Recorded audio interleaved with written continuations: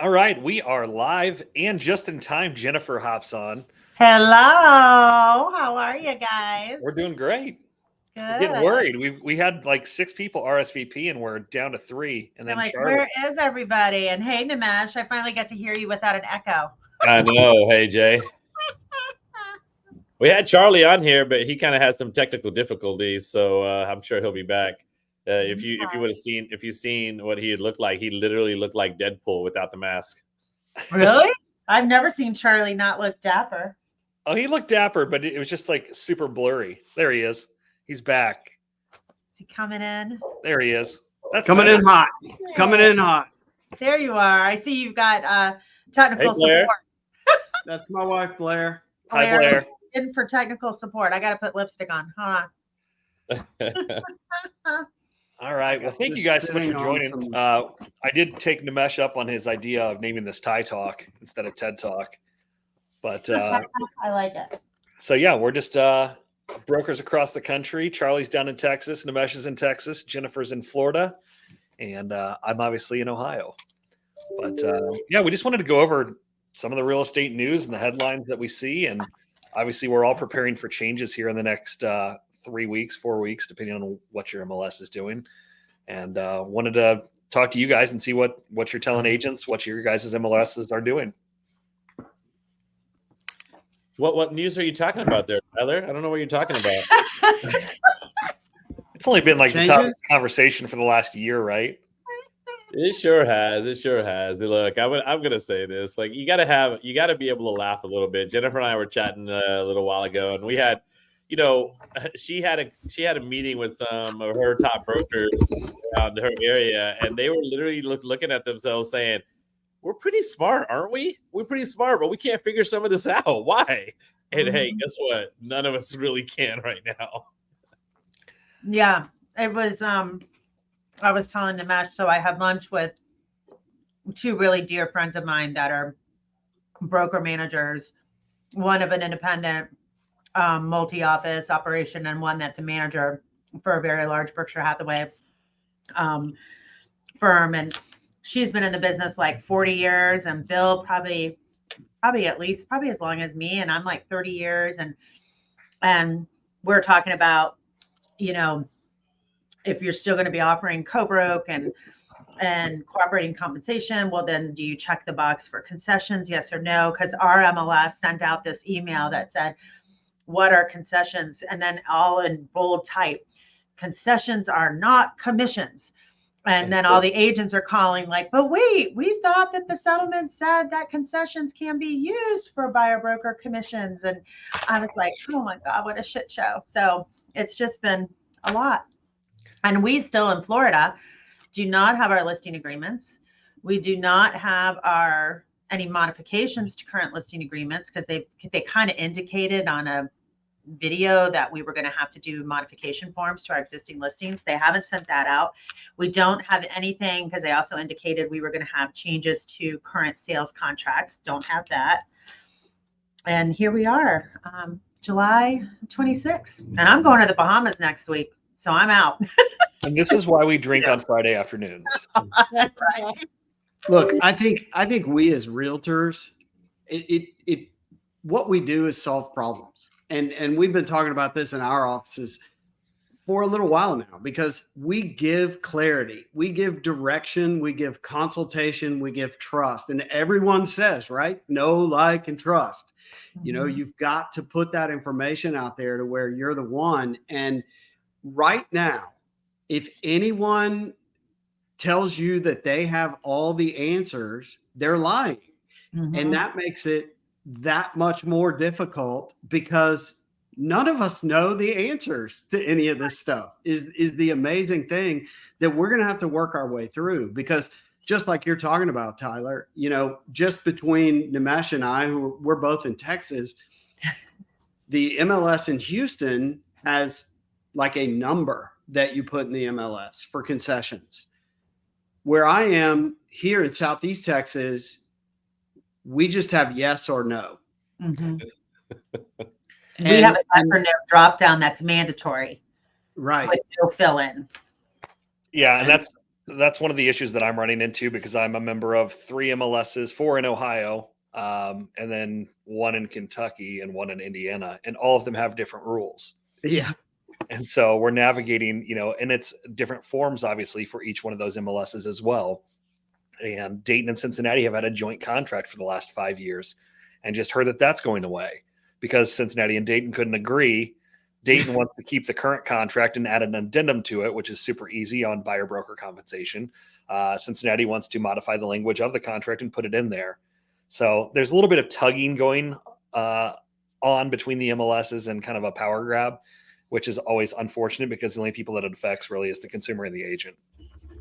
Well, and good point there. And I was going to say, Tyler, hold my beer here. I have 15 MLSs that I'm a part of.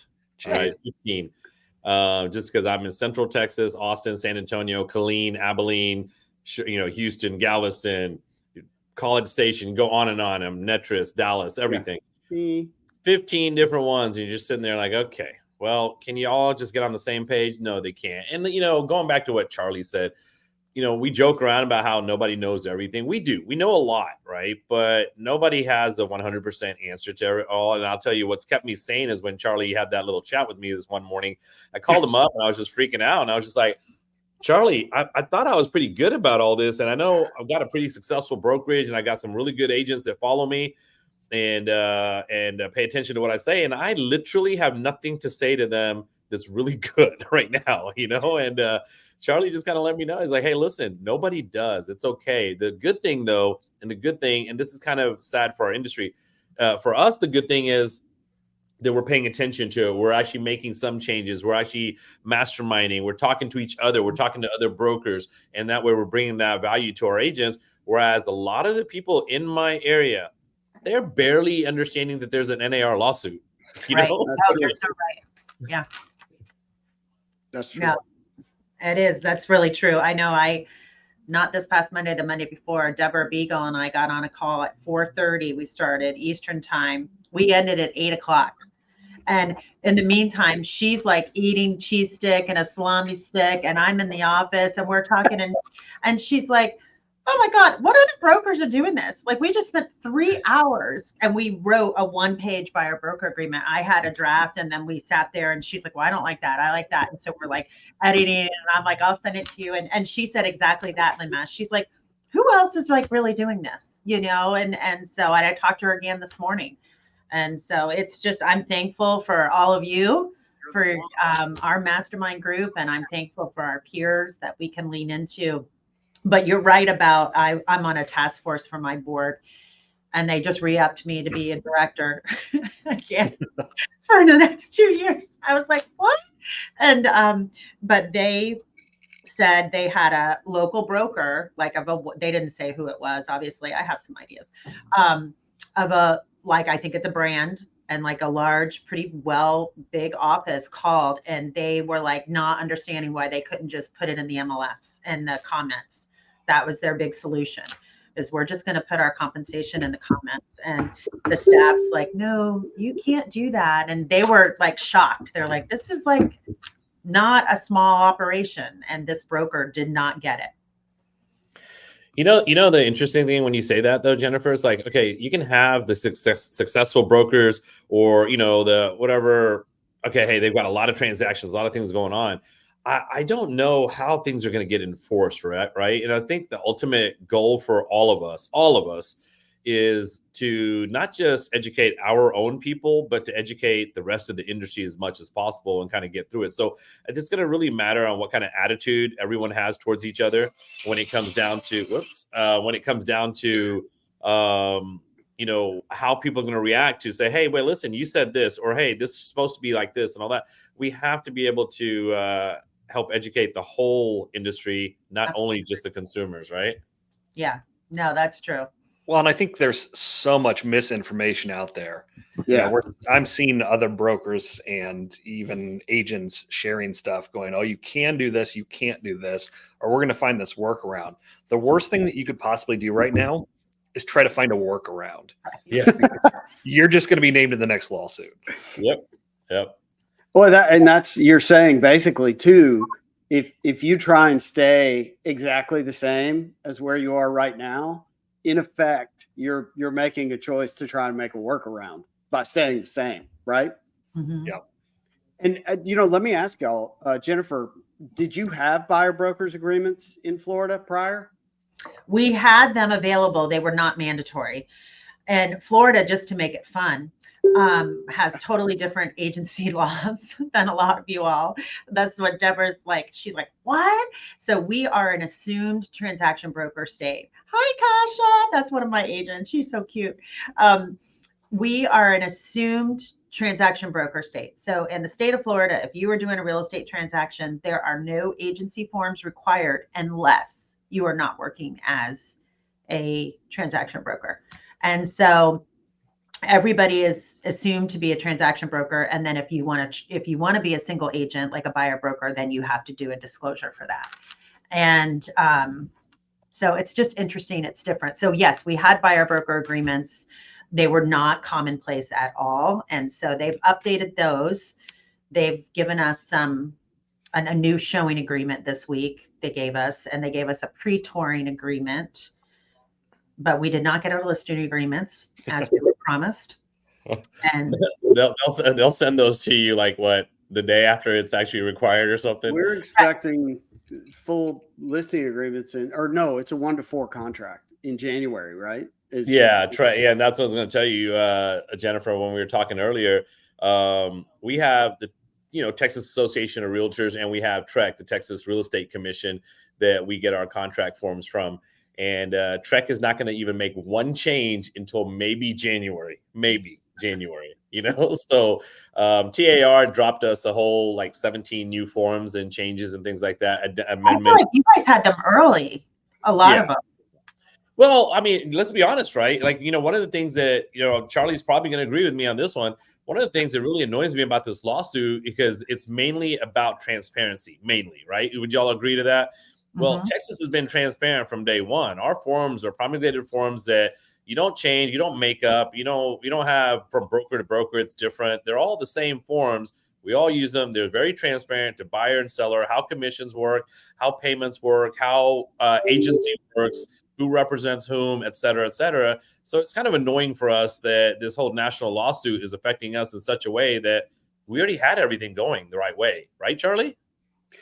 Pretty much. I think Tyler's probably on the other end of that, where you've been like actively engaged with buyer broker agreements for a long time, right? At the front end.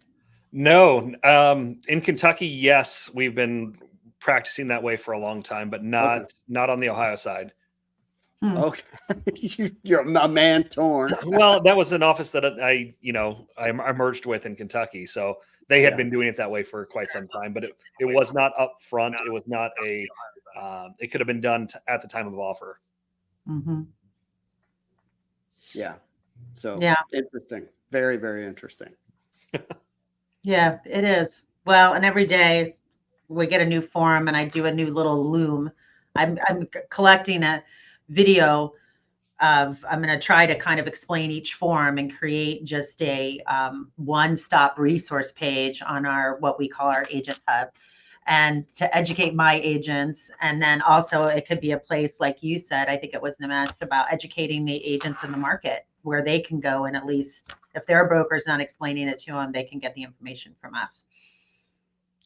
That's a great idea. I mean, I think that's a really good idea. I think the scary part about all this, Jennifer, is that you probably have to speak with your attorneys before you start putting things out there, right? Because at this point, you get sued for pretty much anything and everything. I think we all joked around about that. That agent in California, they got sued for putting feedback. So right. Yeah. And lost. Right? Reach out to me. Susan Max, one of my agents, sent me that article. She's like, "Is this for real?" And I'm like, "Just stop. Don't read it all." Still ask for feedback and still I guess that's another issue that we've got to deal with, is that there are people that are trying to become influencers by pressing their version of what's going on right now and trying to be the first to the market with it. And, it's causing more trouble, more panic, more clicks for them, but it's not doing anybody any good. at this point, at least. I mean, just I guess y'all saw where, EXP, Ricky Carruth said EXP was not paying buyers brokers and then pulled it down. The EXP CEO is coming on and he's like, okay, wait a minute. We're not paying them, but the home seller can pay them.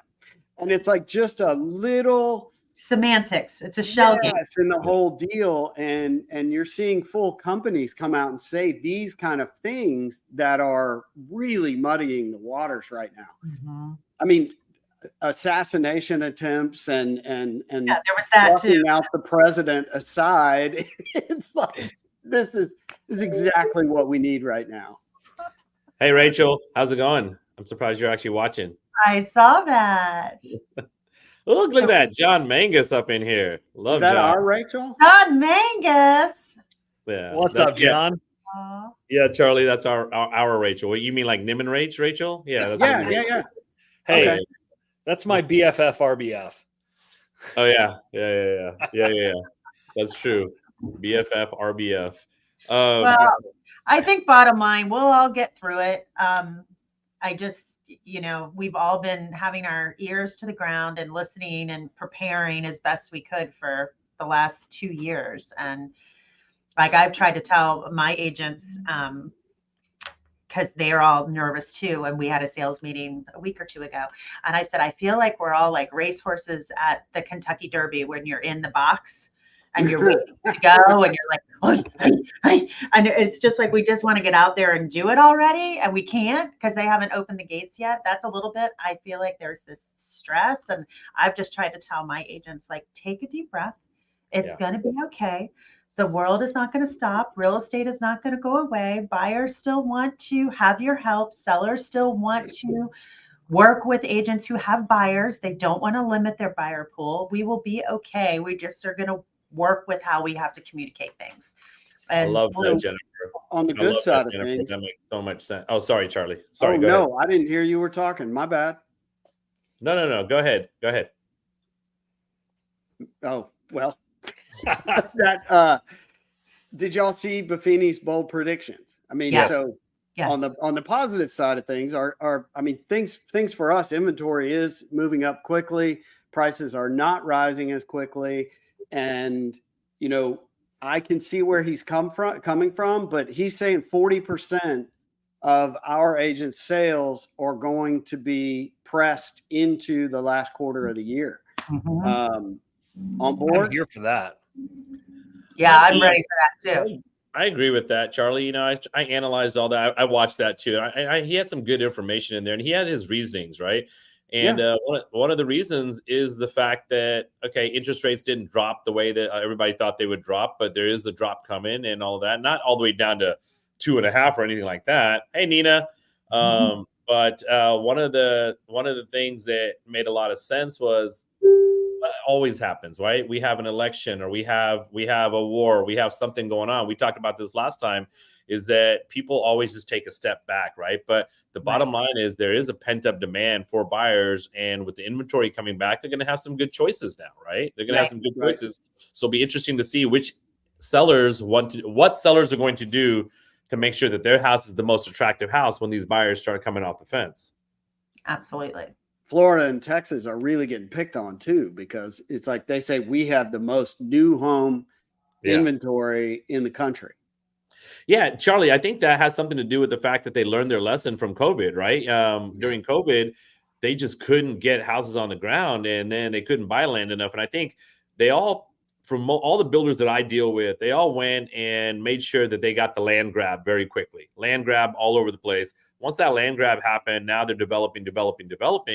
And you look at it. And so now that's another thing too to think about for these sellers. You're competing with builders who don't have to play by the same rules that realtors have to play by, right? So these sellers or these builders are offering all kinds of different compensation, all kinds of incentives, all kinds of ways of doing things. And now our sellers are going to have to compete with that too. So that's something that, you have to be very attentive to when you're talking to an actual potential listing. Not to mention, even if interest rates don't get dropped, if you get in the vertical of a new home builder, they can probably get you to whatever interest rate you need, right?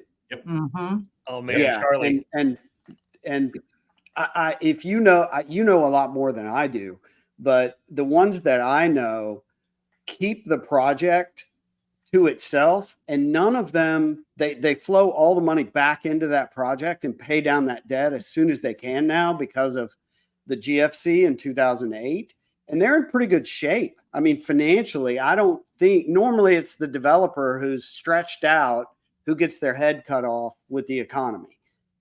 I don't really see that. Do you with any of yours? I don't. I agree with you on that. And I agree with you 100% on they can provide you the interest rate they want. I'll tell you, just in the past 2 weeks, I've had 5 different builders that I can really remember. 5 different builders, big builders And that that's are good. offering 2.5%, 3.5%, and 4.5% Come commissions. on. No Every- way. Right. Nothing over 5%. Everything that they're offering. In fact, one builder, I don't want to name them because I hate them, but one builder is literally offering 1.75% interest rate to anybody that buys one of their homes right now. Wow. And is it working? It's working. People are going Yeah. that way. They're just a bad builder, so who cares? That's crazy. Interesting. Well, and I just got an email from Coulter in our market that is an incentive to agents. They're paying, huge commissions, but then they just sent out an email that they will pay us 80% upfront at the time of contract and then 20% at close, where it was always you had to wait till Right. close. So what a great way to incentivize some agents to say, hey, you don't have to wait for the house to get built.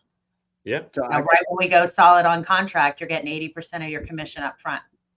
Hey, assuming- just so we're not ignoring this, John put up a pretty good fact there. Fannie and Freddie say that there are 54 million millennial mortgages ready buyers who just need a reason to get into home ownership, right? I think that's a great stat there, and it's interesting to really Thanks, know John. that plenty of buyers on the fence that just need to get off the fence, right? So what are you as a listing agent going to do to promote that house so that these buyers come jumping off that fence? No, absolutely. And John, if you're still listening, I just sent you a link. So if you want to hop on with us, we'd love to have you on. Yeah, that's Yeah. great. So check your email, John. But yeah, there's so many incentives going on from the builders all over the country. I'm starting to see, and it's funny, we saw Ryan Homes, they're the worst in my market for depreciating commission when things are hot, going down to like $1,500 or whatever it is, Right. and then offering 4% once you hit a certain level. It's crazy to me. They need us when they need us, and when they don't, they don't. So But Yeah. that would translate though into a listing conversation, right? Yeah, sure. but you know what? Just so we know, all builders are not horrible. Like I have this one that just made a comment. Shay, she's with Chesmar Homes, 2.75% interest rate they're offering right now. That's amazing, and they're a great builder, right? Dang. So I love that. Here in Texas, we are surrounded by so much new construction. I mean, we're all, I don't know. It's almost like we don't need the resale market at times. I shouldn't say that, right? But there's so much. Bite your tongue. Yeah. Yeah. Bite my tongue. Yeah. No, we need it. Sorry, guys, we need it. But no, there are some really good builders that are offering those kind of incentives. So now it's going to be up to us to educate our sellers to offer similar type of incentives. Otherwise, they're going to be sitting there as well. Nina's asking, are there any chargebacks? That I don't know. It depends on each lender and what the whole situation is. I'm sure that. I mean, I don't think you get a chargeback on somebody that's going to have a 2 or 3 or 4% interest rate because they're not going to pay that off. That's like free money, so you might as well keep that loan going on. But I'm sure there's something out there. No, it's an incredible topic, and this is a headline that I did have on the agenda to talk about. So I want to talk about this real quick. They're in my market. They're not in your guys' market. They are East Coast brokerage, and Howard Hanna is offering a buyer agreement mortgage bundle deal, where basically if you sign a buyer broker agreement with them, they're going to give you a 0.5% credit when their loan closes. And I was intrigued to see that. Hold on, I'm bringing John on. He just hopped on as well. I He's sent actually- him a text. I'm like, check your email. John, what's up? Hey guys, Hey. Johnny, thanks for letting me crash. Absolutely. So, John, is Howard Hanna up in your market? Oh yeah, they are definitely here. Okay, so we're just talking about the. I don't know if you, while you were logging in, saw this, but the headline that they're offering the mortgage bundle deal, Right.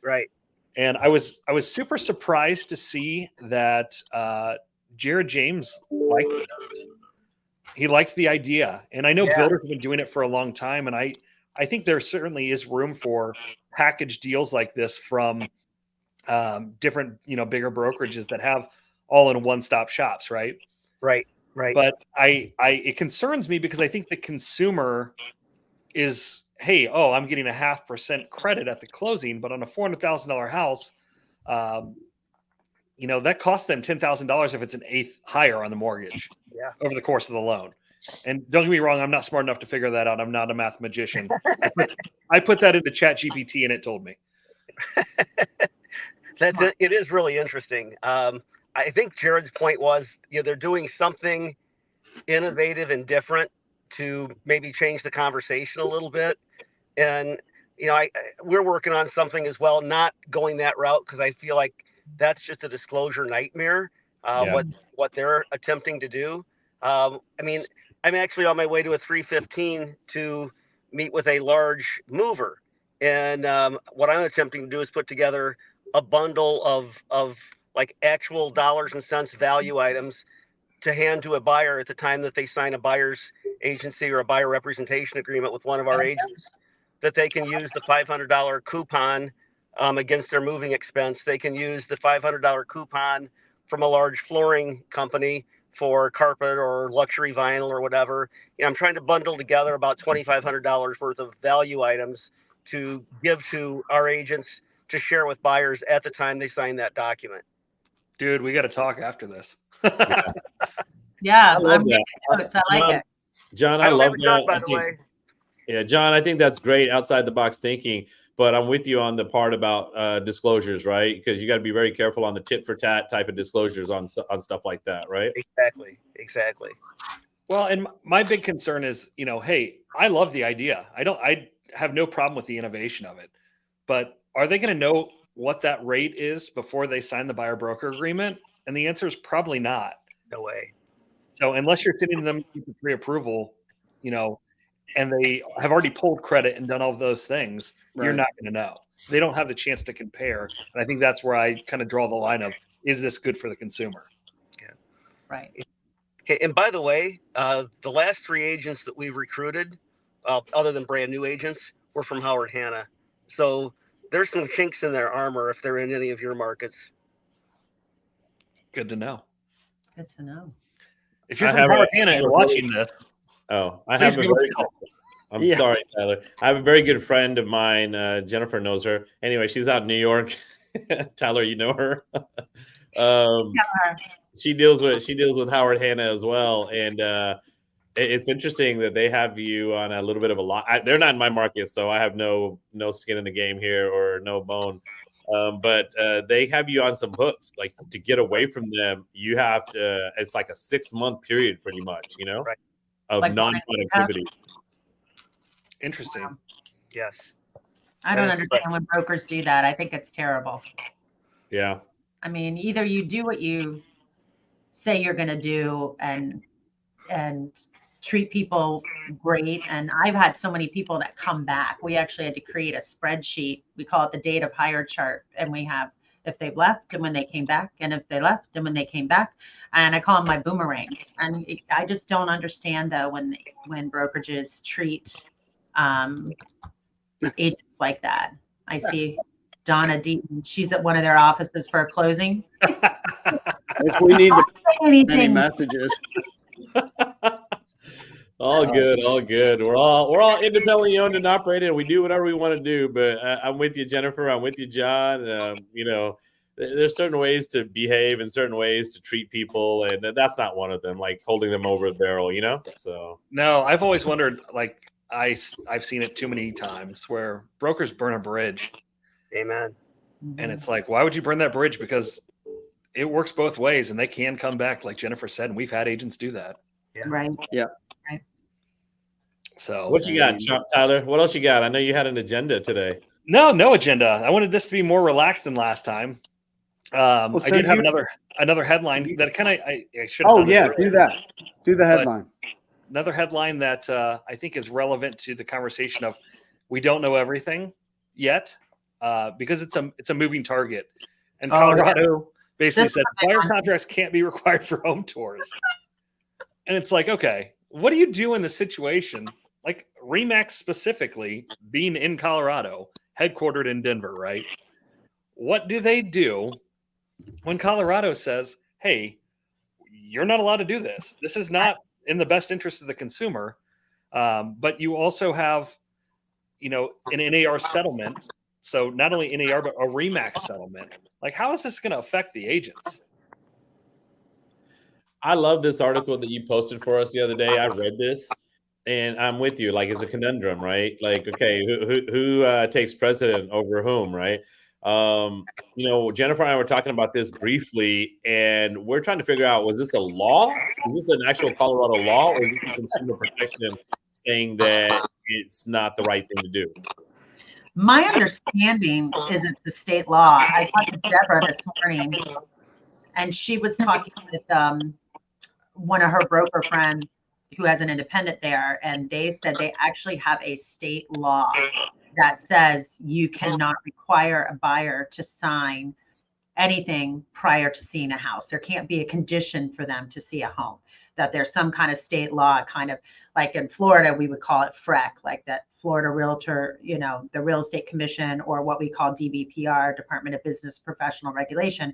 They have some kind of either state law or some type of administrative rule, if you will. That's what they would call it in Florida, if it came from FREC, of how you can conduct real estate. And that's what I think this is. I think there's some kind of administrative rule in Colorado that says you can't require anything.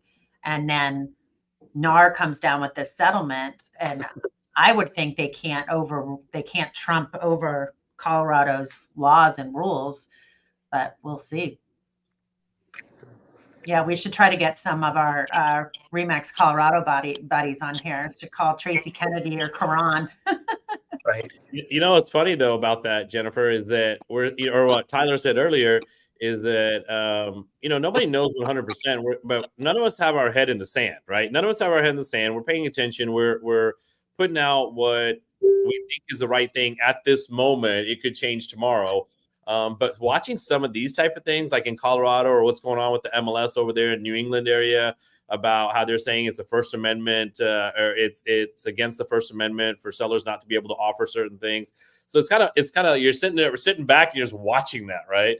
You're Right. watching like, okay, are they going to win? Are they going to win? Okay, if they win, that's going to affect me how, So we'll see. Come on, Colorado. Come on, New England. Do it. Can I ask a question of you guys? I know I'm an invited guest at the last minute, so I don't want to steal anybody's thunder or anything, but what's everybody doing as far as communicating what, if any, seller compensation exists on their listing out to the buyer's agents that are showing the property? Is there a efficient automated method to do that is also compliant? No Are comment. you a KV Core user? I was waiting for you, Tyler. No comment. No, Charlie, go ahead and take the KV Core. Oh, well, I was just going to say we found in all of our MLSs except the Houston Association of Realtors that you can enhance your listing through KV Core to where it will come from the IDX feed. You can separate it, modify it, and then push it out. Okay. And that on your own personal website, you can advertise that. And then you can create a QR code from there, and it's its own website. All right. Enhanced KV Core. Thank you. Yeah, And but I it think depends on the MLS if it works, right? So, like he said, Charlie's part of my MLS as well, because he's so big. But HAR doesn't allow it, so we'll see how that works. But one thing that Not yet. Not yet. One thing I want to put out there is what I don't want to do is I don't want to take the burden of doing it with my staff at the office side, right? I want to find an efficient way to do it. But if my staff on a daily basis has to deal with our 500 plus listings, we have 500 plus listings. We can't sit there and deal with that every single day, every single minute somebody changes their mind, or even be held liable for the conversation that an agent has with that seller. So we're trying to find something more efficient. So I'm paying attention to Charlie a little bit, and then I'm basically just going to copy whatever Tyler does too. Me too. And the other side is what I'm communicating with the agents about is like, let's say you make that phone call and Nimesh is showing new construction all day. So you can't get through to him. You call him 6 times, you can't get through to him. So then you're calling the office 6 times, screaming at the person up front because you can't get an answer on what is offered. And then all of a sudden, everyone is in a really bad mood because we were not in a position to pick up the phone, or we don't have somebody manually entering what's being offered as compensation on every single listing in the office. That it is complicated. No, so unpopular opinion, and that's actually what the DOJ wants. I know exactly. They don't want you to know. They don't care what the compensation being offered is. They want you to have that negotiation prior to writing that offer, so that it is negotiable in all cases. With that said, I did show my agents how to set a text autoresponder with KV Core. So if you text the street name to your office smart number, it will auto reply with that. Right. And see, that's you know what though, guys, that's really smart. You're coming up with the thing. And I want to talk about what Kimberly Hollis just wrote. So she read an article recently that said all of these ways that we are thinking of pushing out commissions are all going to wind up in lawsuits. It's true. I don't find fault in that. You're right, because now here we are trying to figure out workarounds, right? Workarounds. But ultimately, here's something else too. No matter what we're offering or what we're pushing out there, there's still no binding contract on any of that. So it still has to be tied together. So, like you said, Charlie, if I'm out there showing and I can't get a hold of somebody, or somebody can't get a hold of me, even if they did get a hold of me and I say, yeah, we're offering commission, they go and put in a contract. I'm not bound by that whatsoever, unless they have something in writing. So now it turns into the process, the issues of process, which is, okay, are you going to have me sign something between me and you before you go show the property? Well, then that's not you doing your fiduciary duty to your client, right? So I don't know. It's all a mess right now, but I think one thing at a time. And the one thing at a time is at least being able to say that they're offering compensation somewhere to, I don't know. Tyler, go for it. I want to touch on that here in just a second, but it looks like John just got to his destination. Yeah, So I got to bounce, guys. Thanks so much for inviting me on. dude, Okay. another one for sure. Thanks for Yeah. joining. Appreciate your wisdom, guys. All the All best. right. Okay, so to your point, I had an agent who is a developer. He's a programmer and uber smart. And he was like, hey, what if I created a system that would automatically text an agent as soon as a new listing came on the market and ask what their co-op compensation is? And then it would push it back and we'd have a broker record. And I was like, hold on right there. I was like, let me talk to my attorney real quick. And they were like, they were like, no, do not host that anywhere. Don't even do it as a team leader. So while I love the ingenuity and the kind of the what's going on with agents trying to be creative, it is just asking to be set up for a lawsuit. And that is not where I want to be. I want to be on the safe side of all of this. I'm happy that RE/MAX settled. I'm happy that NAR settled and we're out of it, even though I don't think we did anything wrong. It's the way the market's been. So Right. The one thing I did like that our fellow in our mastermind, Todd Stock, put together, which I'm going to plan on copying. My admin is building it out right now, and where we're just making a Google site, like a one-page website that has some disclaimers on it that says this is not, like you said, Nimesh, this is not a guaranteed payout. You need to have a written agreement prior to offer, and that it's only for licensed agents in the state of Florida, but where we are putting the co-broke if our sellers have authorized us to advertise that and put it out there. And so that should be helpful.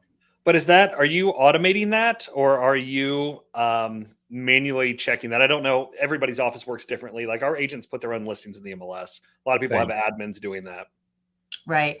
So our office, we've got admins that do it. Then we have a lot of agents that choose to do it themselves. So we are setting it up, and I'm having an admin just once a day go in and update it.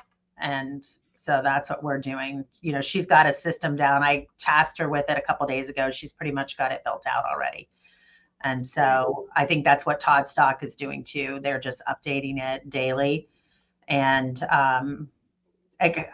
having somebody, you know, checking the listing agreements, checking, obviously it won't be an MLS soon. Right now it's still an MLS for us, but that's going to be dropping off. But have somebody automating it, because I'm a little afraid of, you know, I just want to have a place where, so that they're not calling the office all day long. It's like, you can go here and pull it up and search it, and we can just send them to that. It's funny to me that you're allowed to do that. You would think if it's in the customer's or the client's best interest, that wouldn't even be a thing, because we can have dual agency in Ohio. We can have split agency, meaning an agent on the buyer side and an agent on the seller side in the same brokerage, but each represent each party separately. You're not allowed to in Ohio? In you Ohio, don't have sure. intermediary, huh? What'd you say, Nimesh? You don't have intermediary. Here we do have intermediary, so I can have people in our own office on either side, on the buyer's rep and on the listing side, within the same office close out deals, which we do quite a bit, especially when you're in a certain marketplace. It makes sense, right? Right, but if the DOJ doesn't want, if they don't want it to be contingent upon what that co-op compensation is, or the buyer broker compensation, I know we can get into the nuances of that, like we started to, but why allow that? Yeah. So There's I do a want lot to show, this is my last slide. Okay. It's not even a slide, but I do want to say that we've been talking about this for a long, long time. This is Agent After Hours back in 2021, where we predicted the NAR lawsuit. In case you missed it the other week, the Department of Justice is going after the NAR. What does this mean for agent commissions? Wow. I'm sick of talking about it. I've been talking about it for 3 years, Jennifer. Over it.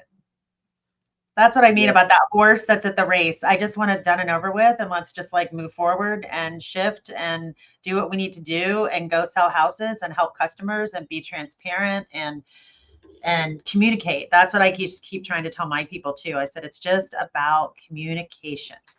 So what are you telling agents? Like, how do you? I mean, we've had clients obviously that are asking the question, you know, hey, what does this mean? I've heard everything's changing in July originally. Now I heard everything's changing in August. Like, I don't have to offer that compensation. What are you telling them? What are you telling those agents? I think it's the same. All of us are saying the same thing. They never had to offer it. You know, it was always negotiable. It was always something, you know, I think when you put it back in the customer's mind of, you know, do you remember when you bought this house, did you have to pay a commission? And they're like, oh no, the seller paid that. It's like, yeah, okay. You know, it's just kind of breaking it down for them to realize a lot of things have changed and then a lot of things haven't changed, right? It's that semantics thing again. And I think the biggest thing I try to tell people is just be able to explain it, be able to know your value, know what you bring to the table, explain to the customers that your expertise, your knowledge, your network of lenders and inspectors and appraisers, and how you're going to help them, you know, how you're going to help them negotiate that deal, how that's all worth it, and how you always got paid in the past, and how you're going to work hard to try to get that seller to continue to pay that for them. If not, then yes, there will be a fee for them. I tell my agents, my sister and my niece is now 28. So this is 29 years ago. My sister and her husband, who's a litigation attorney, I referred them to a RE/MAX agent in Orlando, Janet Scott. Janet Scott, 29 years ago, had my sister and her husband in Florida, where buyer brokers was not common, sign a buyer broker agreement for, I'm going to say the number because we're not in a, you know, talking about setting a rate, but this is a fact. It happened for 3.5%. My sister called me. I was like, damn, good for Janet. They signed it. Janet worked with them for like 6 months all over Orlando. She sold them a house in Lake Mary. Guess what? Offered only 3. Guess who came to closing with 0.5%? My sister. And they were happy to do it. And her the high-powered litigation husband was happy to do it, but it was disclosed up front. Victor knew what he was doing. My sister knew what she was doing. They loved Janet. She worked her butt off and got them a beautiful home, and they didn't bark anything. And this was 29 years ago, and it was fine. So That's a great story, Jennifer. That's a good one, right? I mean, that's the part where you just said it and Tyler said it. Like you got to know how to talk and how to be transparent. It's not like we haven't been doing it, but we just have to do a better job. And ironically, we had John Mangus on the call just come in out of nowhere today, right? But I saw this thing he posted on his Facebook about 4 or 5 days ago that I copied and sent it to all my agents too. So I'm going to read it out loud really quick. It goes, most agents know what's happening. Good agents understand what's happening. Great agents can explain what's happening, right? You just got to put that together, and you tell your agents that, like, hey, it's not enough for you to just know what's happening. It's not enough for you to understand what's happening. You have to be able to explain what's happening, and that's what's going to set you apart, right? Well, and this goes back to the conversation we had was it 2 weeks ago? Was it last week? I don't even know. Seems like yesterday. Right. But the conversation we had the other week, and it was, you've got to get in front of this. You have to have the conversation. You have to make a video explaining this to the consumer so they're not reading the clickbait headlines that are going to portray this in a negative light. Nothing has changed. Right. We talked about the stats that 63% of our home buyers in our market they're putting 10% or less down. So do you want to eliminate them from the buyer pool? That's the conversation you need to have with your sellers. Right. And then if you look at NAR stats, I pulled these up. I think they were in Tech with Ty last week. 39% of home buyers are upgrading, right? Yeah. Do they want to pay more commission because they're upgrading? Like it's not hard math. And so, right. But you got to put stats like that out there, right? Because Charlie alluded to Buffini's bold predictions earlier, and one of the things he said was and we all know this, the biggest pool of buyers right now are what? Millennials, right? And of that, you know what the first-time home buyer percentage is right now? It was 32%, if I'm not mistaken on that. Charlie, do you remember that? Yeah, so that's right. That's right. 32% of buyers are brand new to this whole process. So to be able to hold their hand, to represent them, to make them feel at ease and get through things, that's going to be very important for your agent to be able to communicate. But then also the financial side of things too. If you're a brand new buyer, first timer, more than likely you're going to need some help with contributions and things like that, right? Love Doyle's comment right here. Yeah, absolutely. That's a great one. Well, That's also, a good one, Doyle.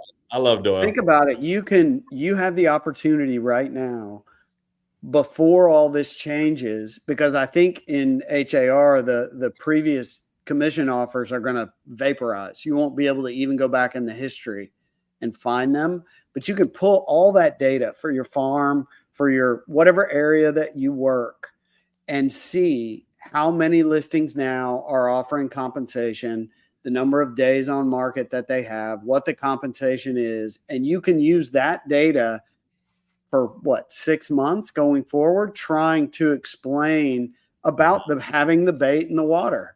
Ty says no. I'm not shaking my head. I'm shaking my head because I think that depends on your market. I know that as of the date that we are transitioning to this, August 12th in Dayton, commission history is gone. No, that's what I'm saying. Now is the time you've got to pull that now. You pull it now because you won't be able to again. Yeah. Just for your own knowledge, even if you wanted to share it now as some content or something, and just showing how much is offered, where, how quickly it's moving homes, because that's your bait. But yeah, it's going away where you can't search it even again. It's just gone. Hey, can I ask a really silly question? No. Have at it. You guys are all smarter than me, so I always ask the silly questions.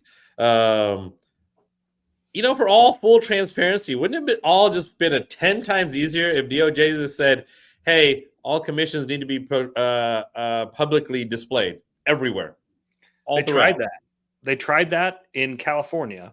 In Washington, Northwest, right? In Washington. I'm sorry. Yeah, you're correct. Not California, Washington. Maybe California too, but they posted it in Washington and did not reduce commissions the way that they wanted it to. Right. Right. So they're trying to limit. That's more. So you gotta read into it more, right? Because if we're talking about true Yeah. transparency, that's true transparency right there.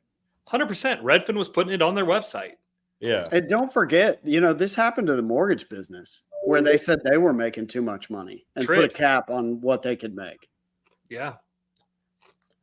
You know what we should have done? Or if you have kids right now, they're going through school, what you should tell them is just be an attorney, right?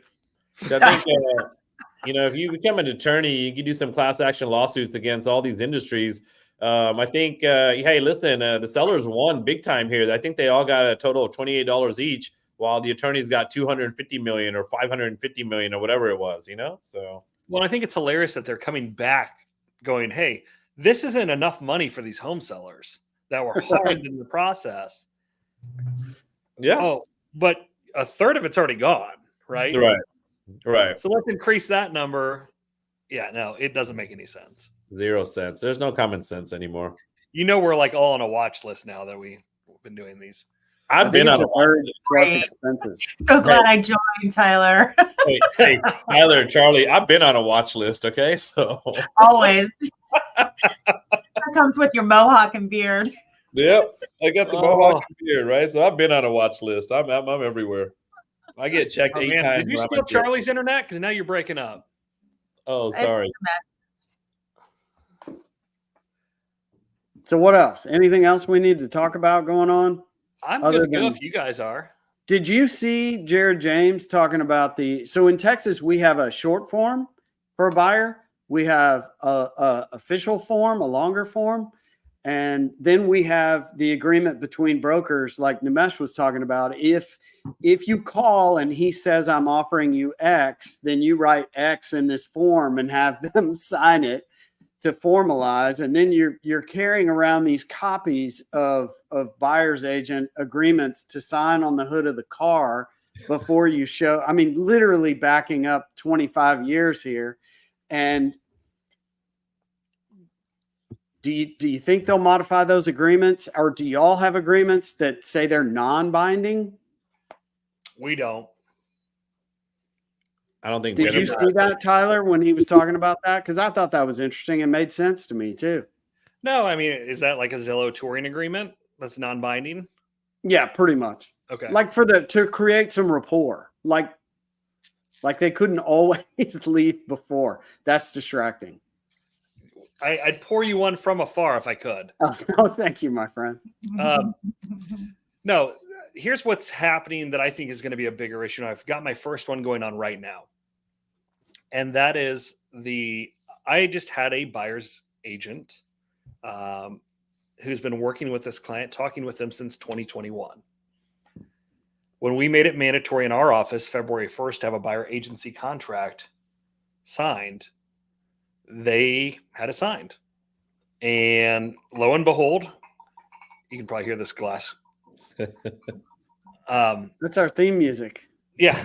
Was Lo that and a glass behold, or was that a bucket you're pouring? yeah. Glug, glug, glug. But no, lo and behold, 10,000 hours of work, Nimesh, with the intent of getting better. love it. So the buyer ended up, hey, they were in a meeting. They couldn't get a hold of the buyer's agent that we have a buyer broker agreement with. They went and wrote an offer with another person. Right? Now we've got a hearing cause issue versus a contractual agreement. So is this something that we're going to have to pursue more and more often? Oh yeah. Oh yeah. I'm thinking it's like the tobacco lawsuits, if y'all remember that, when the lawyers came out huge, a lot of that originated from my area. And what it did was spawn so many more offshoots of lawsuits. Just think about this. And it's going to be agent to agent. Unfortunately, in my opinion, that's what we're going to see are these kind of arguments between people where maybe you didn't build rapport. In this case, that's wild, though. That doesn't make any sense. No, and it was, they obviously knew that they did something wrong. But the bad press that we would get from pursuing that, Yeah. Mhm.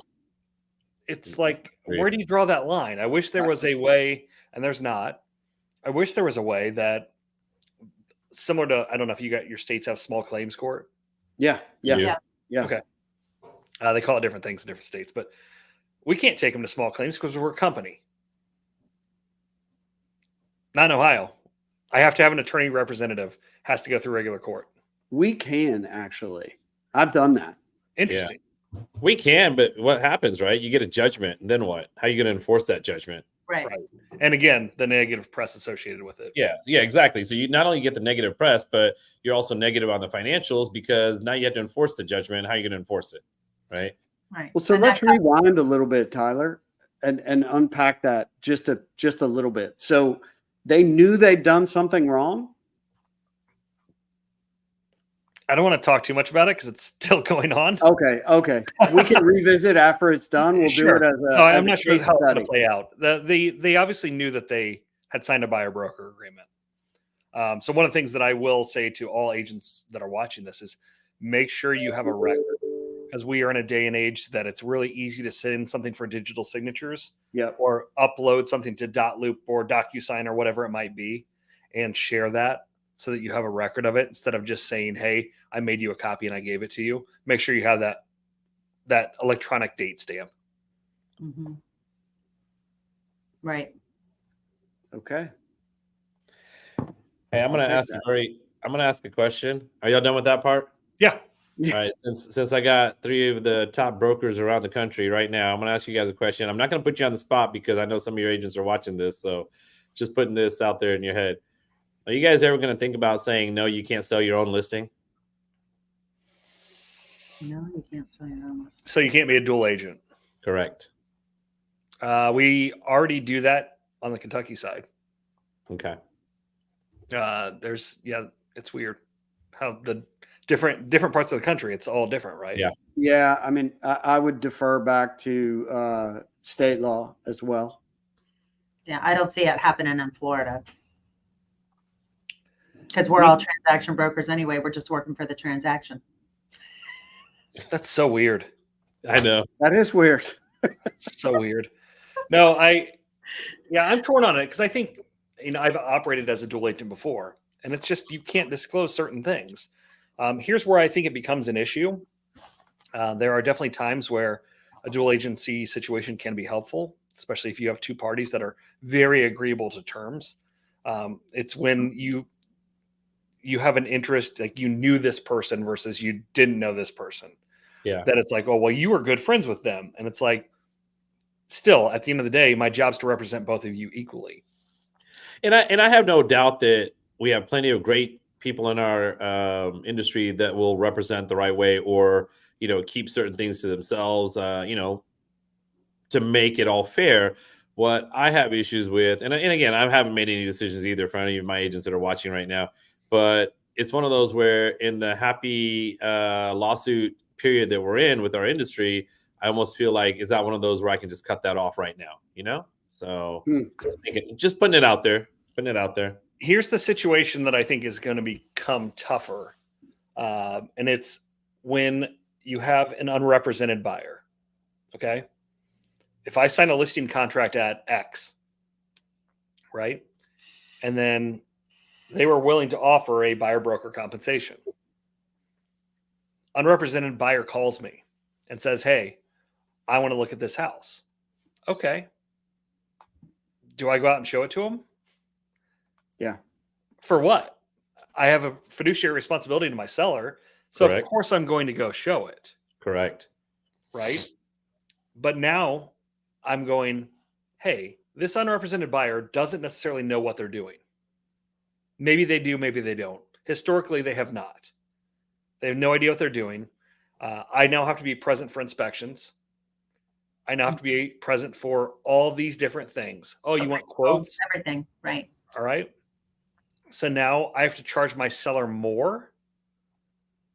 I'm asking the question because my job description has gone up. Mm-hmm. It's negotiable.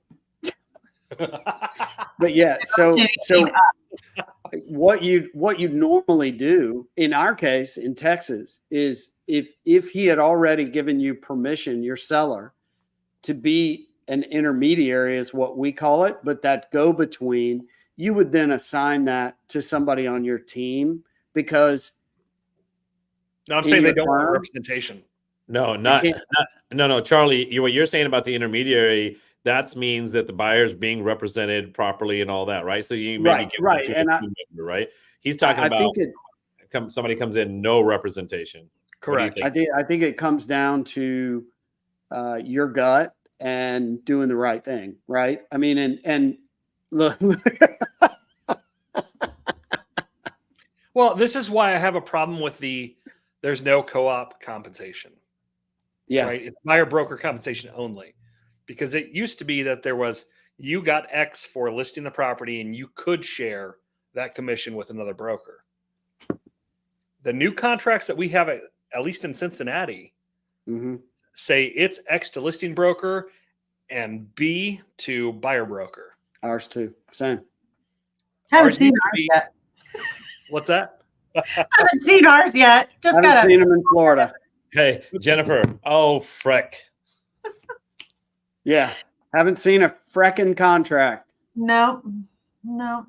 I mean, the old listing agreement had that but it was a total, and then we could share this portion, and then Correct. they would break it down with Florida of either a buyer broker or a transaction broker, or they have a non-rep. Florida has a non-rep status, and so yeah, who knows Maybe what's going to happen? Because now, though, in Florida, when all this first started, when the settlement happened, and we were talking about okay, well, are they going to change the agency laws? Because now, we used to have dual agency.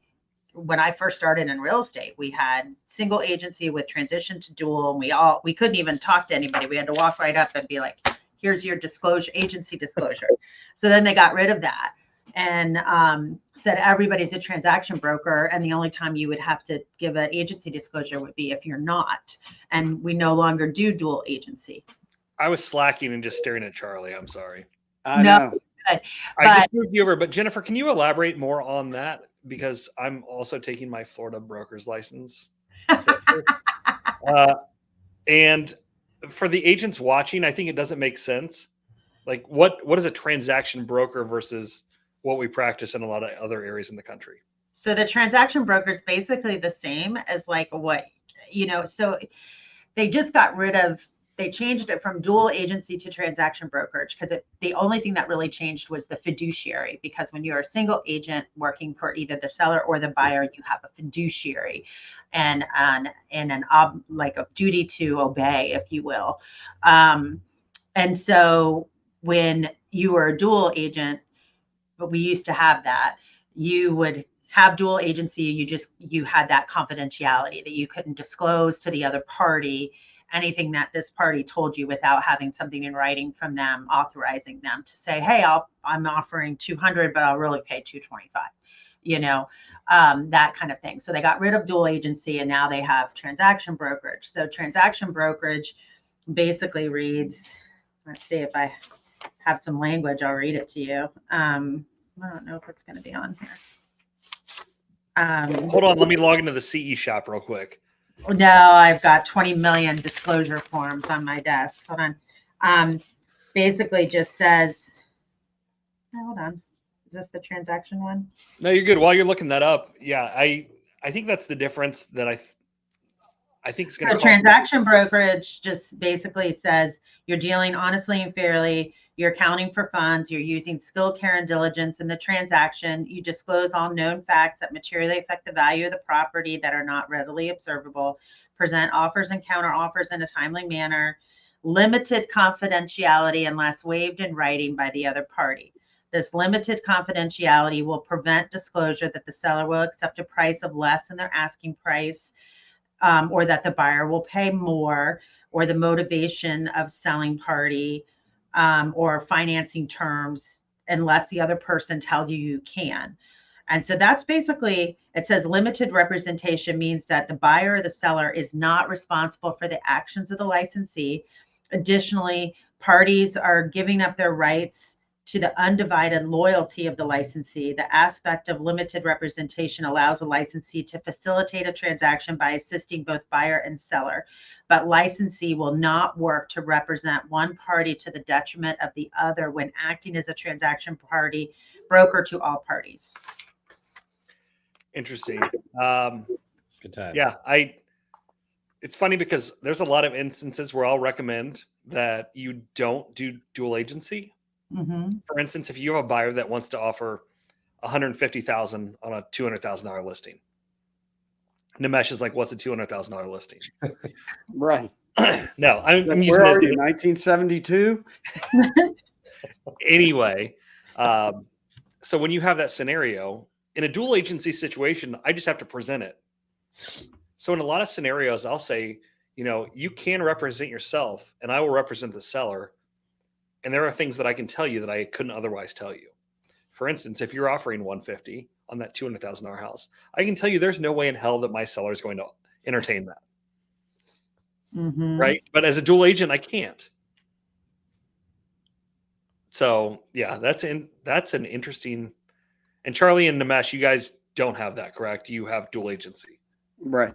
It's called intermediary, and that's that. It's a weird word, but it's where you represent both sides. Got it. Which is almost it's almost an oxymoron to say you represent to the best of your ability both sides, right? Yeah, both sides. So. Well, and really, I think the intent is that it protects in the brokerage, where if it comes in and somebody on Nimesh's team was going to represent the buyer that he brought in, you can appoint someone within your firm to represent each side. That way, it opens I'm hiring up Charlie that because his ability. ability is higher than Nimesh's. That's Yeah. what.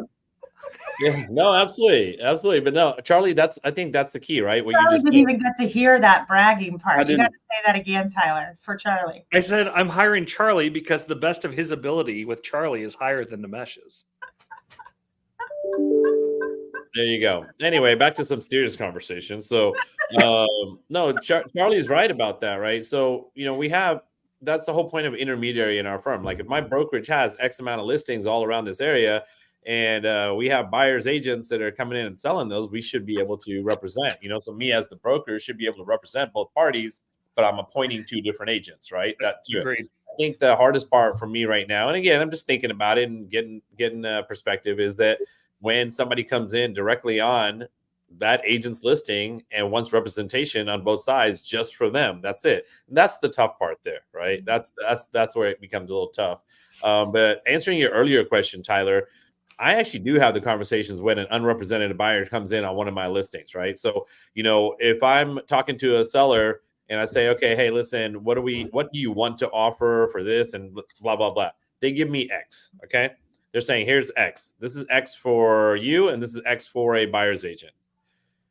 We actually had the conversation prior to say, if somebody comes in unrepresented, which my workload suddenly goes up as well, then I'm not going to charge you X and X. I'm going to charge you X and then a little bit of X, half of X or something like that here, right? To be able to do an unrepresented buyer. And so they're totally fine with that. So they know that they're going to save money here, but I'm going to do more of the work and stuff like that, right? So as long as it's being transparent up front, we're fine with that scenario. Yeah, I think that we do the same in a dual agency situation, but we don't have verbiage ever in our contract that says unrepresented.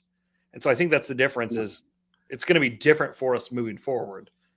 And there's no provisions that would say, hey, we're going to go on the new contract, X percentage listing agent, X percentage buyer broker. Oh, but if there's no buyer broker, right, this is now going to go up to whatever. Right. Because it used to be, not that it used to be, but it is right now that the whole monetary amount is going to the listing brokerage. The listing brokerage is agreeing to split. Share it. Right. Nailed it. Oh, that's a good point. Yeah. Good point. Well, and what Tyler's speaking to is the actual intent to be a fiduciary for a buyer is, unless they're a very experienced buyer who says, I know what I'm doing, that even if you're charging the seller on the other side more money, this person is going to come in with no communication whatsoever about getting into this major investment for their Well, and lives. I'm going to use this as an example because I've done it to not only buyers, but agents that are not local to my market. We have a weird thing in Ohio where, like, Montgomery County is the only county in Ohio that practices this type of tax proration. And it's 6 months difference, right? I think everywhere else in the country does what's called long proration. Well, Montgomery County and parts of Greene do short proration, which means the seller only pays for the time in which they were in the home. Not through the Not- whole year. Actually, I'm sorry. No, it's not even that because it's a year in arrears. So they only pay for, let's say that it was closing, I'm going to go August 31st. You would pay proration from January 1st through August 31st. Hopefully there's an August 31st. I'm doing the knuckle thing, right? Yeah, I saw that. Yeah. Long proration would be that plus 6 months because you're a year in arrears. So when an unrepresented buyer or an agent that's not familiar with my market writes an offer, I immediately am like, yeah, do short proration. Right. Benefits the seller by 6 months of taxes. And they don't know. So it's not a good thing to always be unrepresented or not know a market. Right. Correct. There's plenty of examples like that, though, right, Tyler? When you're trying to come in unrepresented, like for us, we already discussed that we have tons and tons of new construction. We have these master plan communities, huge master plan communities where the price ranges from $250 all the way to $5 million, right? In that master plan community. Whereas back when I was growing up, it was just one subdivision and that's it, But in these master plan communities, they have like basically my slang for it is buy in and buy out, right? They have certain fees with the HOA, not just the HOA fee and not just the transfer fee, but you actually have what's it called? Oh my goodness! Oh, I'm losing my mind. I need a drink, Tyler. Anyway, so they have all these extra fees, and if you're not in a certain area, you don't know this, and so until you get to the closing table. It's written in the bylaws of the HOAs that, hey, you have this extra fees. And we're talking about these fees are a couple of $1,000s, right? $2,000. Yeah. You don't get that until like 3 days before closing. You see it. And you're like, wait, what? Well, you didn't know about it because you're not an expert in this area, right? Just like your tax thing, you're not an expert in that area. That's why. And you're not trying to screw anybody, but if your fiduciary is to the seller, yep, that's what's going to happen every time. Yeah. And then you got the PUD and the MUD and all that other stuff that's added on top that comes down over the years, but you could end up paying what 3.8 and 3.8% of the purchase price in taxes. Yeah, I have no idea what you're talking about now. Oh, and Charlie, what I meant to say was foundation fees and capitalization fees, right? Every HOA now in these master plan communities have foundation fees and capitalization fees. You're talking about 0.25% of the sale price of the house. I mean, that adds up there when our average sales price over here in some of these master plan communities is $600,000-$700,000, right? So you start adding that to a buyer's cost. And then if you don't know how to fill out the HOA, and how am I supposed to tell somebody that when they're unrepresented and I represent the seller? I am not going to tell them that, right? Can we back up for a second? Sure.